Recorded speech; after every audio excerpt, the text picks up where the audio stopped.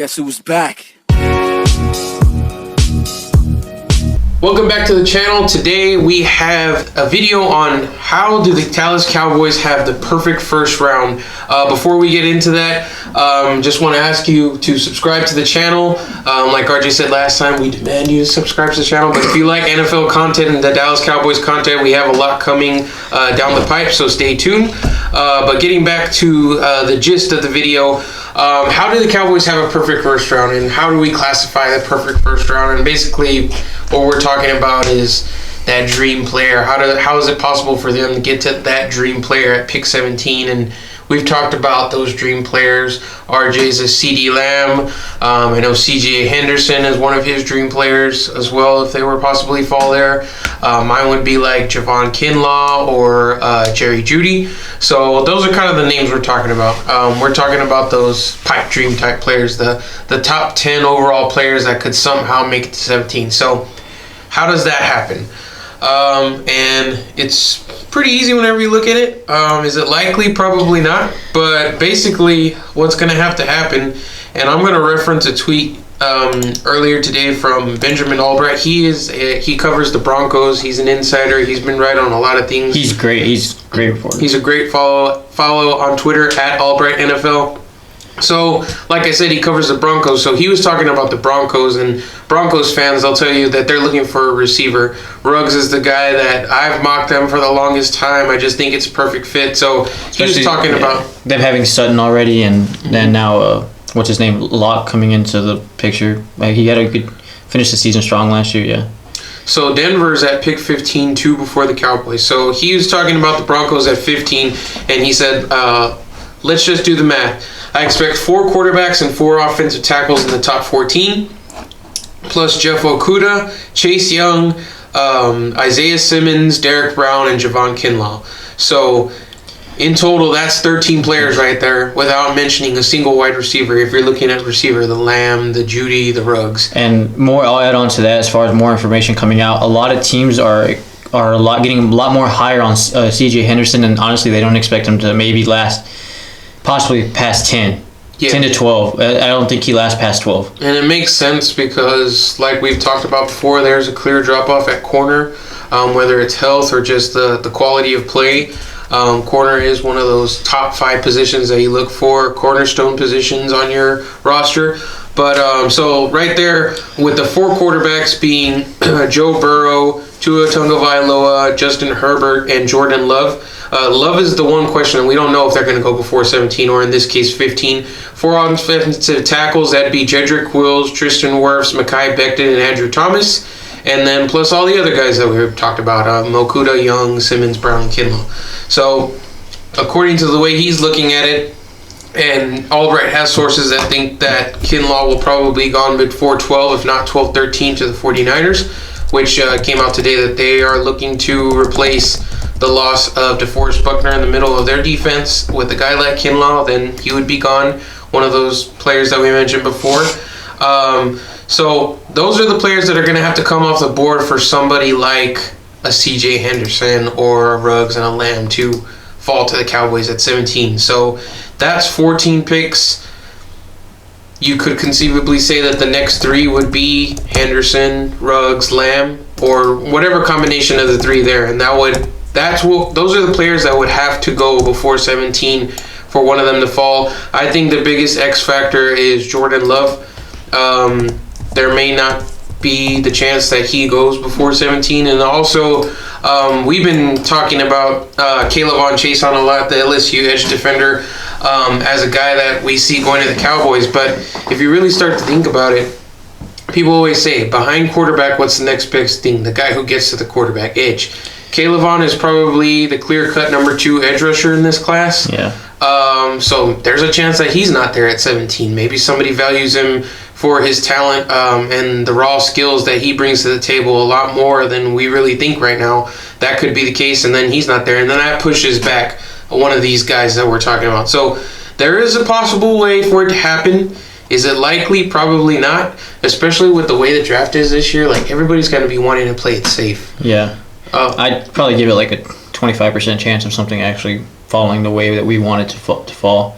A couple of teams that I could like see having a real domino effect on it for Dallas. Tua hasn't really on some teams' radars. It hasn't checked out medically, and I think depending on what Miami wants to do at 5, they could always get more picks if they really want to. Mm-hmm. And like that's a team. A player that could be a domino effect is Love, the last quarterback. When there's a team that really loves a quarterback, like Kansas City did with Mahomes when they moved up in the draft, like the Texans did with Watson when they moved up in the draft around that like 10 to 13 spot, right?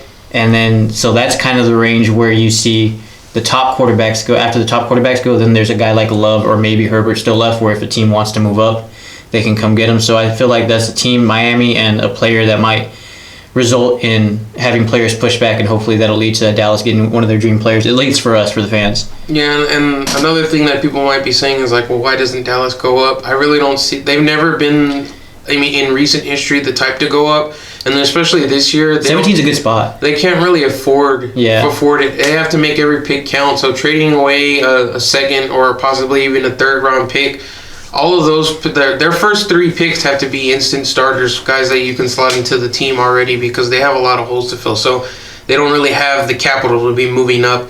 Going back is always an option, as we've talked about before, but up, not really in the cards, I don't think. So after covering that, we do have an updated list of players that have had virtual visits with the Cowboys. We wanted to run down that again because it's basically doubled in length. Some of the names that are added on the list are tight end Devin Asiasi from UCLA, Kayvon Chason, who we've talked about, Justin Madubuike, we've already run through him, Jalen Hurts, Denzel Mims, CJ Henderson, Raekwon Davis, Marlon Davidson, Trevon Diggs, Grant Delpit, Christian Fulton, Gross Matos, Cordell Wagwu, the guard from TCU, Kenneth Murray, Jeff Gladney, Jalen Reagor, Zach Bond, DeAndre Swift, T. Higgins, AJ Terrell, Troy Pride, Kenny Wilkes, however you pronounce it, but he's the guy who got a lot of run on Twitter today. He posted that video of doing a bunch of flips and rolls and stuff, and showing off his athleticism based off of that, because he got a lot of knocks about it in player comps and things like that. So, and then also the last 2 running out is Clyde Edwards-Helaire, the running back from LSU, and wide receiver Henry Ruggs from Alabama. So if you look at this list, there are 24 players interviewed. 15 of them are on the defense. They're definitely gearing towards that side. And then offensively, you see a lot of wide receivers. So it's pretty much what we expect. They're doing their due diligence on pretty much every first round type defensive player that they have a chance at. One name that I'm surprised didn't come up here was Xavier McKinney, the safety from Alabama. I figured he would be in contention, and I'm sure he still is. Maybe they did some kind of combine interview with him because he did participate. But everybody else on this list is pretty much the usual suspects that you would expect. Another safety that I'm surprised is not on this list is Antoine Winfield Jr. And I'm sure if he's there in the second round or possibly, maybe they do a trade back in the first, I'm sure they jump at the opportunity to draft him. But a very diverse list of players here, and a lot to look at. But we can kind of already see the writing on the wall of where they're leaning towards. And I feel like it's what it's looking like is what I've predicted and what we've kind of talked about, where it's like defense is the key need, and obviously with the holes that need to be filled with losing Byron and defensive line, and having maybe a little worry at linebacker with Leighton.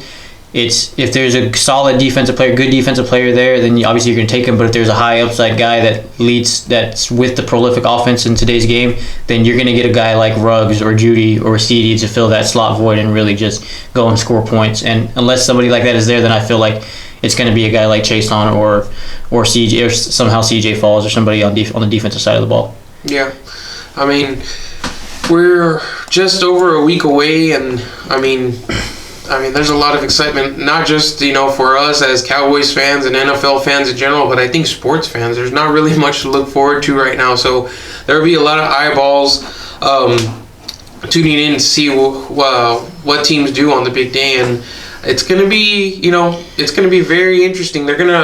All 32 teams are gonna run through a mock draft of sorts this, I believe, later on this week to kind of see how things will flow with this virtual draft concept that they're gonna roll with, and that's gonna be weird. I'm guessing they're gonna be using like a fake list of players to mock trades and things like that.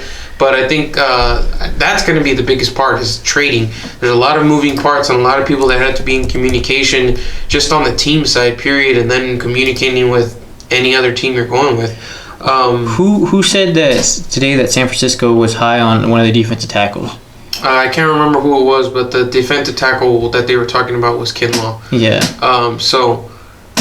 49ers have been a team that we've mocked wide receiver to pretty regularly. So if they do decide, and their reasoning behind targeting a guy like Kinlaw versus a receiver was the depth of the class, which you can argue this is one of the deepest wide receiver classes in recent memory. Which would kind of follow, I feel like, how maybe Dallas is like looking to play the draft where take a defensive player and then in the second, third round you get guys like Pittman Jr. will be on the board, and who I was talking about, my guy last week from SMU. Oh yeah, Prochet. Yeah, Prochet could be there maybe in the fourth or you never know. It's it's very deep. So another guy that we didn't mention last week that a lot of people have been talking about in the second, maybe third round, Devin Duvernay. If you're a Texas football fan, you're very familiar with him. He ran very fast. I believe he ran like a 4.4 type 40 at the combine. So he's another guy that could slide into the slot immediately. Oh yeah, some news on one of the Cowboys guys who's been on the radar and was put out a video of him with the conference call on him was Wisconsin's Zach Bond, the third-rated linebacker. According to Mel Kiper, notified all 32 teams that he tested positive for a diluted sample at the combine that he blamed on drinking too much water for weight-related weigh-in purposes, per league sources. So that could be a guy that now ends up falling to the second round that I feel he has the fastest 10-yard split of any like defensive end or linebacker since '99. I think he tested pretty well at the combine, and he had really great production last year. I believe he had 12.5 sacks last year, an interception, forced fumble. He had a really nice production last year, and actually, whenever he came into Wisconsin, he was a quarterback / running back prospect, I want to say, and he converted to defense, something like that. So, guys, these are just things that could very much play out the draft for Dallas. Things like, okay, if a guy like that has a chance on being there in the second round, then maybe we do take a chance on a guy like Rager or something, because he's definitely not going to be there. 15, yeah. So maybe you trade back in the first and get a guy like Rager. But yeah, I mean, I think because of the nature of this draft, teams are going to be a lot more safe. So whenever something like this comes out, a little over a week before it, a guy like Bond, who was already in that 1 to 2 range, may fall completely out of the first round for these off the field type reasons. I'm sure teams are going to be looking into it pretty extensively to see what exactly the failed test was. A player will say one thing, but they have to look more into it. Anything else you want to add, RJ? I'd say the way it's looking right now, I feel good about it. Something happening where a guy like CD or Ruggs or Judy does fall to Dallas. I feel like optimistic about it, but I'm not expecting it. Well, I hope you're right. I mean, I know that will get everybody excited, but I feel like it's going to be a situation where 17 is where they're going to stick at, and if they get lucky, they get lucky. But we'll see what happens. So our next video will be a mock draft 2.0, so be on the lookout for that. We're going to probably try and get that out before the end of this week. But we appreciate y'all watching. Stay tuned for more content. And please like, subscribe, and leave a comment down on the video. And we'll see y'all next time. Yo, I ain't here for the money, I ain't